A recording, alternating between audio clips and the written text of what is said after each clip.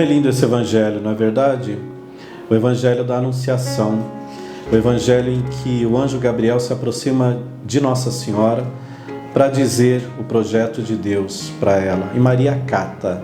Maria, ela recebe essa mensagem do anjo dizendo sim.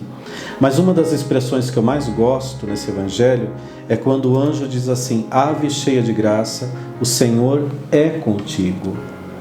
É contigo indica que o ser de Deus estava unido ao ser de Maria. O Senhor é contigo. É um matrimônio espiritual. Oxalá a gente também possa dizer um dia que nós estamos com Deus, nós somos com Deus. Ou seja, o meu ser totalmente imerso no ser que Deus é.